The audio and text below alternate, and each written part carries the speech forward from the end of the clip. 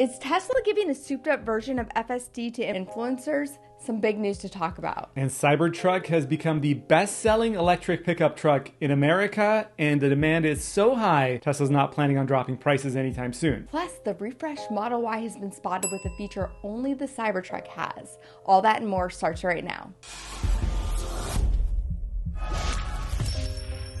All right, let's get started. And by the way, you can listen to this podcast on all major streaming platforms. We'll put them down in the description below.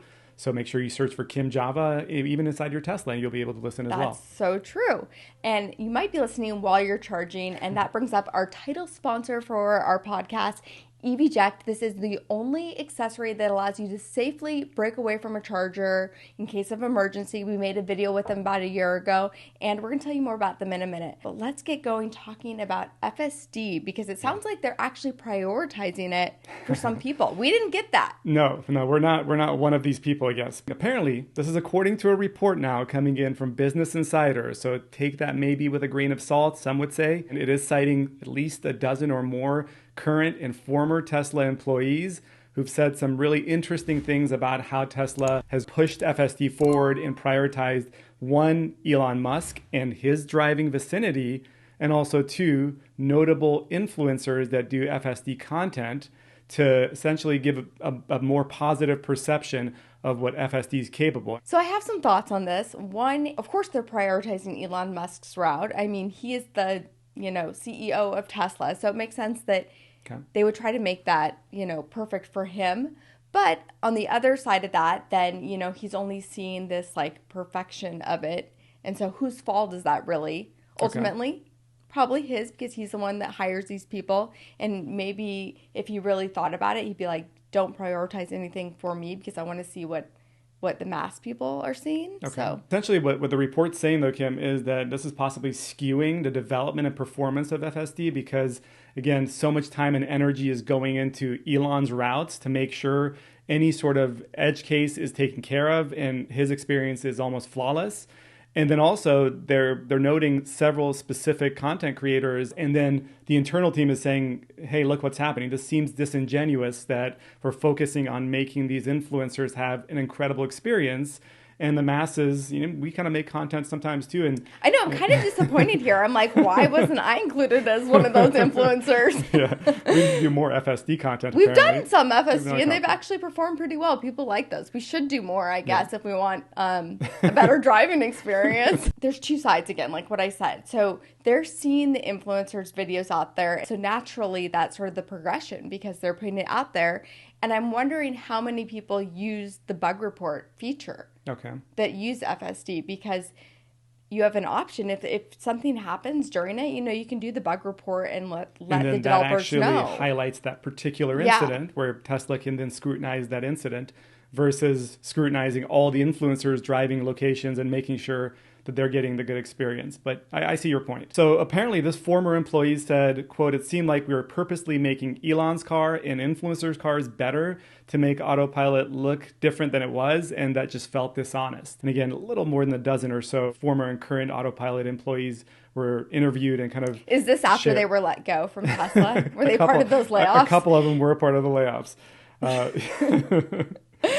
I feel like there's two sides, right? There's Tesla's side where they could say, well, anyone can place that bug report and anyone can, help with the projection of FSD and help it get better. But then the other side is an employee saying that it feels dishonest to prioritize those. Yeah, so apparently a former autopilot analyst actually gave two examples of things happening where it just, again, seemed a little dishonest. And our friend Tesla Raj was actually referenced as well for a video with FSD where he posted San Francisco's famous curvy road there, Lombard Street, where the Tesla was having a difficulty with it. They quickly patched Raj's path in that area, according to this analyst. And again, he kind of was like, why are we focusing on these influencers to make it look better? Bringing attention to these areas that are of concern with FSD, so why not take care of them? But I'm curious what you guys think about all this. Do you think that it's unfair treatment for influencers or certain influencers and Elon Musk? Or do you think that's just part of the development of FSD? Speaking of FSD, Kim, the latest one that's 10 times better It's rolled out now. About 10% of FSD users have access to that particular. Again, not us. not yet, at least. But this is the largest batch that came through. And of course, it is one of the biggest, as far as biggest changes involved in here. One of them being the driver attentiveness being viewed from the camera, the cabin camera inside the car that kind of removes the nag from the steering wheel. Also, a new strike policy is in place. Remember, if you have 5 strikes when you're not paying attention. We made a video about that. We did. Now you're able to actually erase a strike for every week that you don't get a strike. So you're essentially, if you have 3 strikes and you go clean for 1 week, then now you have 2 strikes. They are starting it from scratch, so all your strikes are reset for this 12.4.3, but at the same time, they are shared between drivers of that car. So if I get 3 strikes, you only have 2 to work with, basically.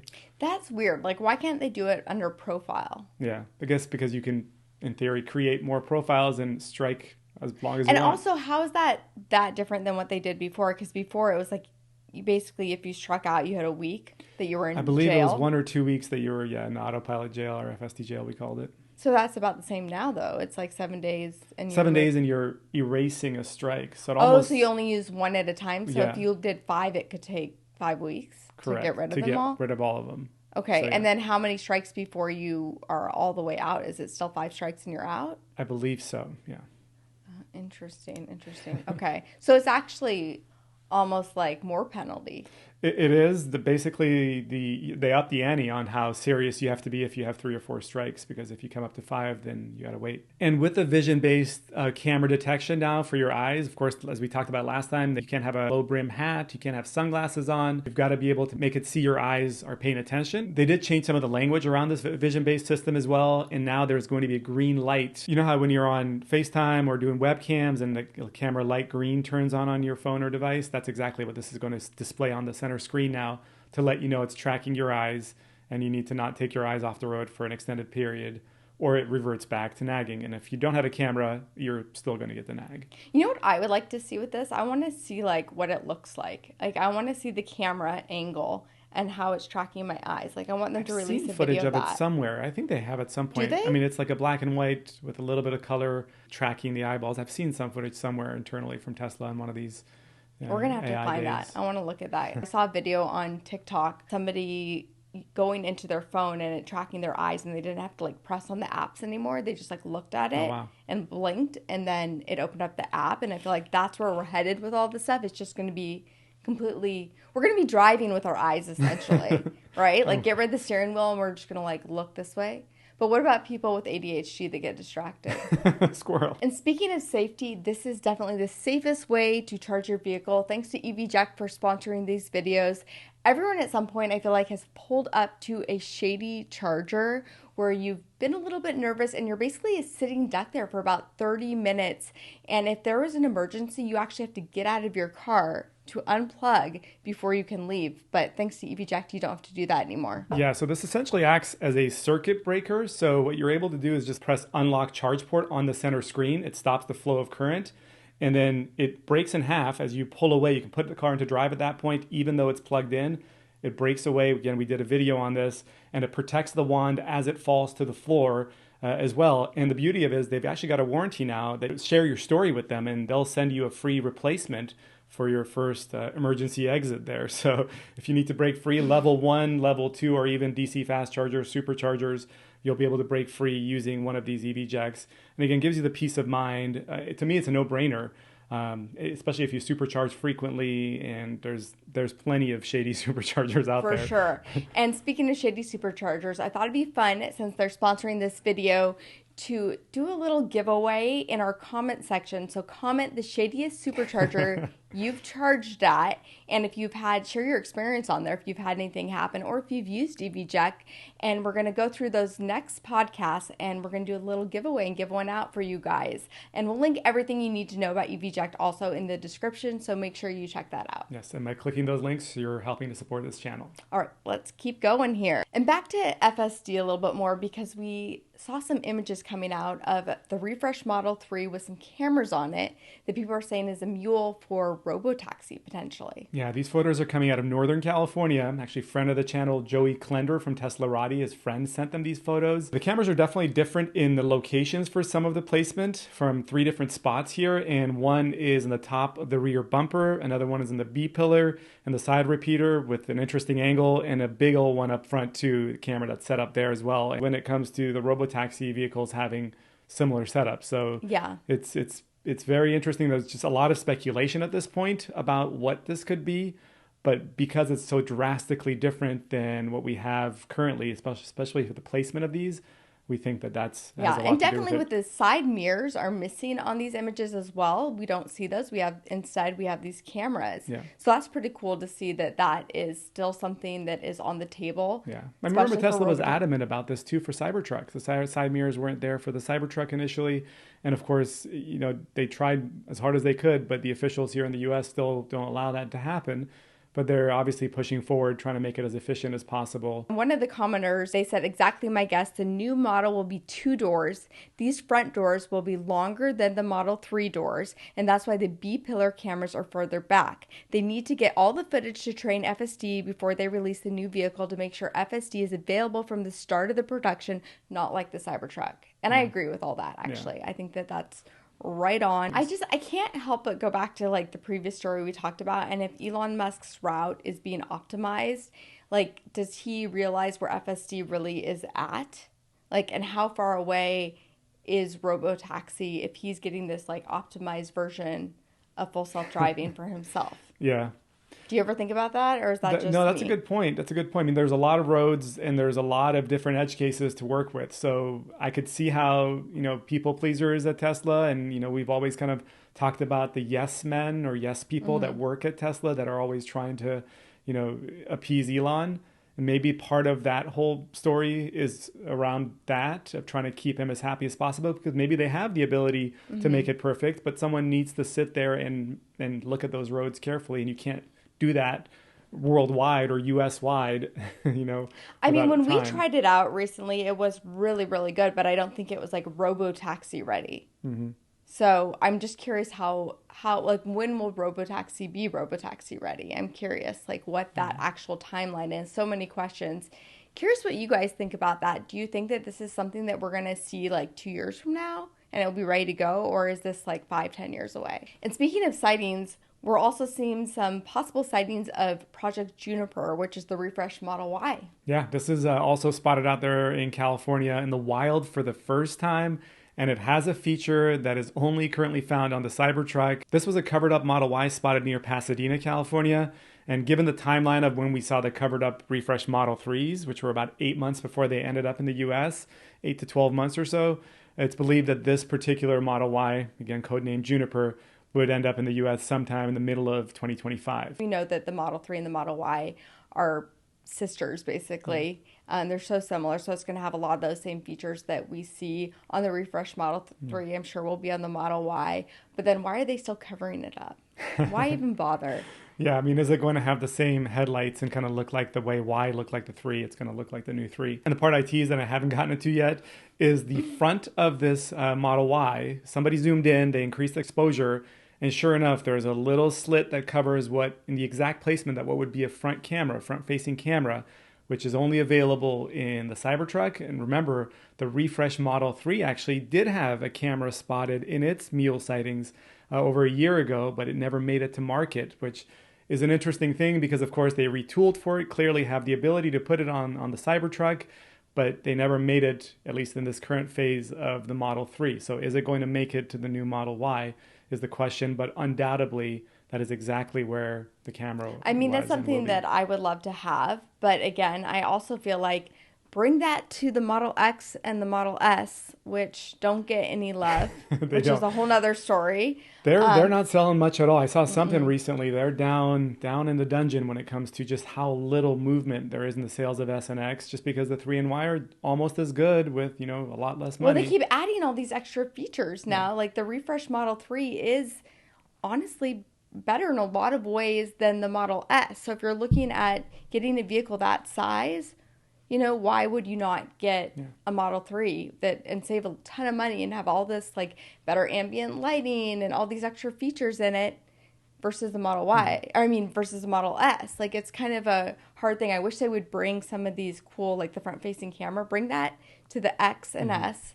It's coming. I've read somewhere that those are actually also, I mean, it's all coming, but it's a matter of why would they prioritize it when they're not going to move that many units, and the camera's probably not going to make someone jump to getting an S and X. So I think FSD should also be included in the price of the X and the S, kind of like Cybertruck. Yeah. I feel like it should be like, or at least the foundation Cybertrucks. I mean, the priority is, I guess, to make their vehicles as cheap as possible and then get them out there. So they're really just not, they just don't care about the X and S. Let's be real. That's true. That's pretty much what it boils down to. They don't care as much. They just want to make more affordable vehicles that have full self-driving in it and the software. So I don't know. I guess like I feel mixed about that because I am a Model X owner. But I think the majority of people have the Model 3 or the Model Y. So, I don't know. What do you guys think? I sound like a sour. I sound kind of sour. What's the word? And I'm like, sour grapes. Sour grapes over that, but that's just me. All right, speaking of things that are selling well, the Cybertruck is on fire. Q2, best-selling electric pickup truck in the United States. And Tesla in the last week announced that they are selling at such a high volume that they're actually not going to be releasing the non-Foundation Series versions until the very end of 2024. So at some point we thought in the coming month or two, maybe we would start to see the minus $20,000 version that would be more affordable Cybertrucks rolling out. Tesla says, no, there's demand that's in place still for Foundation Series. So we're going to keep cranking those out. So that is really fascinating. How many Foundation Series though? Do we know how many they're going to like cap it at? No, usually, it's been in the 1,000 range. They've delivered, I believe now 12,000 Cybertrucks so far this year. So, I don't know how many of those are Foundation. Because to me, it's sort of like you lose that value of having it say Foundation on it if everybody has Foundation. Like it's like, okay, well, why am I paying extra for that when that's pretty much all they're going to make? It'd be nice to know like, okay, we're only capping that at the first like, I don't know, 1,000 vehicles or something, but it doesn't look like that's what's happening with it. They're like, they're selling, and so let's just make more of them. They're going to have to put a disposable income badge next to the Foundation. I mean, it's kind of silly to me, though, honestly. So, I don't know. How do you guys feel about that? Especially people that have purchased the Foundation Series. Did you feel like when you got that was going to be something that was going to be capped at like a smaller amount than what it is? Do you feel like them, continuing to make those is like not what you were expecting? I mean, the badging is very subtle. It has been on all the Teslas. Yeah, but in terms of like the value. Yeah. Like, does the value decrease now because they are making more of them? Naturally, that's usually how it is. Well, in 5 years, if there's hundreds of thousands or millions of Cybertrucks rolling around, maybe the first 10 or 20,000 still have, some value. But yeah. And were you surprised that they are selling so well? Gosh, I guess I'm not surprised because it's not truck buyers that are making this the best-selling electric truck.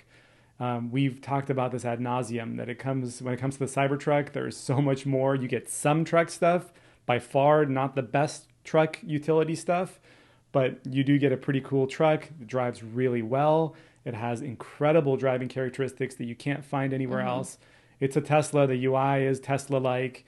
And, if you don't need to be hauling stuff, which most truck owners who haul stuff also will tell you they don't haul stuff all the time. I think people that are wanting a truck stop to do truck things, some are buying the Cybertruck, but I think a lot of them are still maybe reluctant to buy an electric truck because they're using it for hauling. So they need to go the distance and they don't want to lose the range. And maybe they're still actually buying a gas vehicle, or they're looking at like Silverado or something, or Rivian, something else than Cybertruck to do those truck things. But I think, again, some are buying the Cybertruck. We made a video with our friends that bought it to do work on, their farm, and they're doing truck things with it. So it kind of carries over to different groups. They're getting like a whole new group of buyers. Again, like what we've talked about so much with it. And that's probably why it's doing so well. Yeah. It's fun. Like, it's cool. But again, when that like cool factor wears off, will it still be like, will this just be like normal to see a triangle driving on the road? I don't know. The only triangle still probably.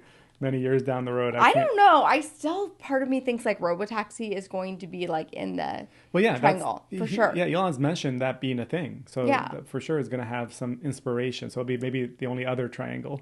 I don't know. Or somebody, there's going to be other car makers that will copy the triangle for sure. But by the way, I forgot to say, this came in an email. So this came in an email from Tesla to tell existing reservation holders that if you're holding out and you thought at this point, we'd start rolling out cheaper Cybertrucks, here's the game plan.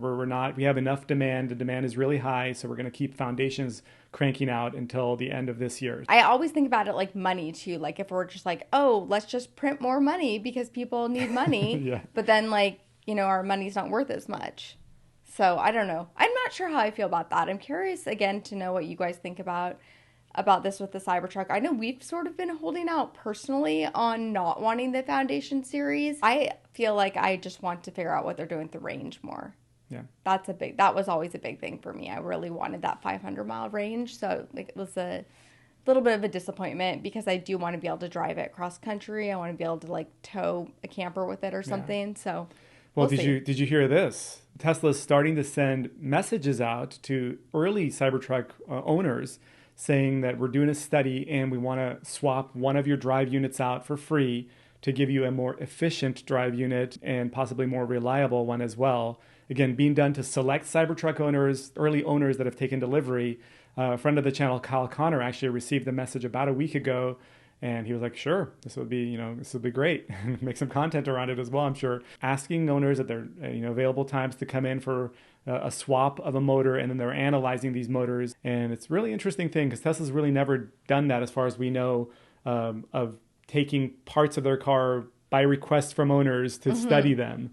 But they're actively telling owners from early. So are they going to be adding like a drive unit that has like a bigger range to it? Well, more efficient is the verbiage I believe they used. So so it's a brand new drive unit intended to improve efficiency and reliability. And it's only one. And again, it's happening in all models, whether it's dual motor, a variant, all-wheel drive, or tri-motor Cyber Beast. They're all getting... So how much better are these Foundation series? It kind of seems like maybe, I mean, I hate saying this, people are going to go off me, but maybe it's better to wait, and then get this like new drive unit.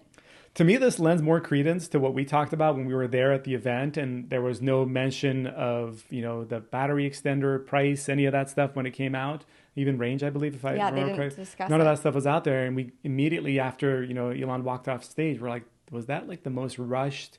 Let's just get this out. It wasn't ready, maybe. It wasn't ready is what it seemed like. And then autopilot wasn't ready, for the longest time. And, all these little things that are kind of gradually being sprinkled in lends more credence to me that, it was mostly ready. But at some point after, all the other electric truck makers and, Lightning and so on all come out, you've got to put something out. I mean, at the same time, though, it's clearly worked for them. They're selling them. So, it's a different strategy than what we've seen other automakers do. But, it's worked for them. So it is a fantastic truck. But again, it's more of a car than a truck for a lot of people's truck needs. But it is a fantastic truck. It is fun. It's funny because like I talk about it. We talk about it every day. But then when I go to make a video and I drive it again, I'm like, oh, I really, really want this. I don't know what it does to me, but it's like all of a sudden I get this like butterfly feeling every time I drive it. Every time I'm like, I want to buy it. And I kind of wish, I think if one of us had been in the military, maybe it would make it a little bit easier to purchase that Foundation series or purchase a new car because they've added a military discount now. They have. It was very patriotic. On the 4th of July, they announced that they're going to have a discount, $1,000 off if you're buying an SX, 3 or Y, not Cybertruck though. So no military discount there, but it essentially works for any U.S. military members. That includes veterans, retirees, active duty members, and their spouses for $1,000 off those 4. But you can only get red, white, and blue. I'm just kidding. That'd be pretty funny. But when you think about it, it is actually up to $8,500 when you factor in $7,500 incentive, federal, and then if there's any state incentives, even above that. But for some people, you get a massive discount if you can work out state, federal, and military into it. I love that they're doing that, and it's like the most patriotic car built in the U.S., and it's fun. It was fun to see that. Yeah, sadly, no Canadian Armed Forces, though. They said it's only for the U.S. military, so Canadian... I mean, it's a U.S. It's supposed to be a U.S. car. No, I get it. But at the same time, there's one of the biggest ownership of Teslas is Canada outside of the U.S. But then you could be like, well, what about Mexico? And, they're building stuff over there. And then maybe we need to add like the China, like anywhere there's a gigafactory, you could, once you... I want me my Cinco de Mayo discount. Not a Mexican Only holiday. if they fill the front trunk with tacos. And speaking of silly, let's talk about Henrik Fisker and what him and his wife are doing to save...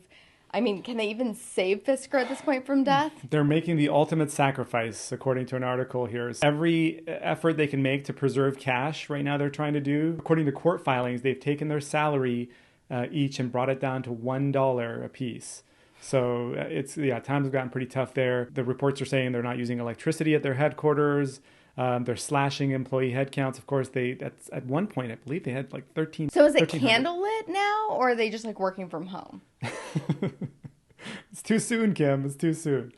At one point, they had 1,300 employees last September. They're down to like 130 or so now, cutting certain severance payments and incentive bonuses as well. And they've even made a pretty interesting move here. They're actually selling 3,300 of the remaining Oceans they have that they've already built to a leasing company for $46 million. You run the numbers, and it comes out to about $14,000 per Fisker Ocean.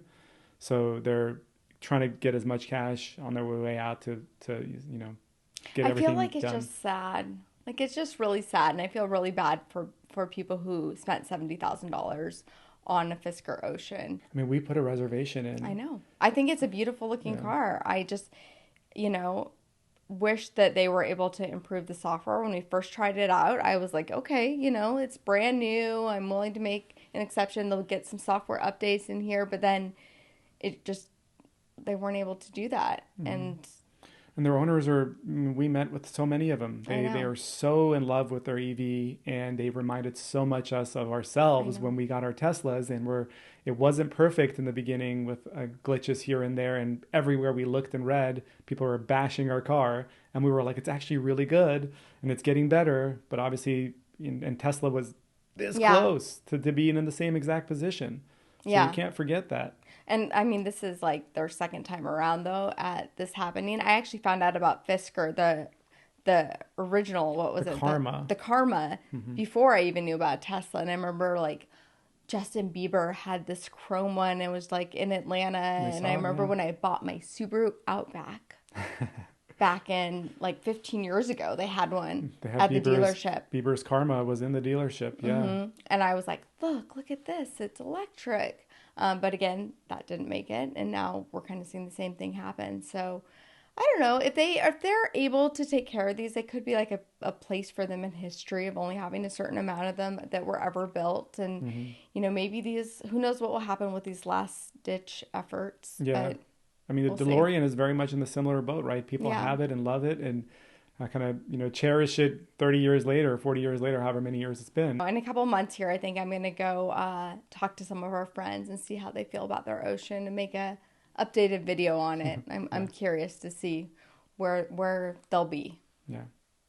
All right. Lastly, we got to talk about X Takeover coming up here. So close. It's so close. I'm going to be there. I'm going to be on a panel. You can meet me. It's so fun. We went last year for the first time, and I had a blast. It was really great to go and meet everyone, and it's coming up here. It is. It's in a couple of weeks, July 27th and 28th, and you're going to be out there in San Luis Obispo. Yes, I'm on a panel with Ryan McCaffrey, our friend at Ride the Lightning, who we've had on this podcast a couple times before. Tesla's chief designer, Franz von Hohausen, is also going to be there speaking as well. Last year, Elon Musk's mom, May Musk, was on stage speaking. So much fun stuff going on here. If you love EVs, it's not just Tesla. There'll be plenty of other EVs on display. It's fun. I had so much fun last year, and I can't wait to go back again this year. And I love that it all goes towards a good cause. The proceeds go towards 17 Strong Charity and St. Jude's Children's Research Hospital. It's $45 for one day and $60 for Saturday and Sunday pass. And also Carl Medlock from the China Tesla Roadsters that we had in a recent interview. We convinced him,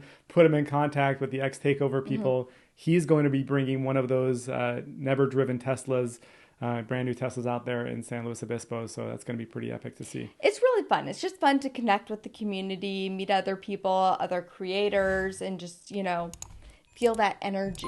Yes. There's also a huge light show they do, I think the Friday before, that's super cool. If you want to hear more about X Takeover, we'll put some information in the description below. Also for EVject, check out our description. And thank you guys so much for following along with us, listening or watching this podcast. We really appreciate it. It goes a long way. And we'll catch you next time.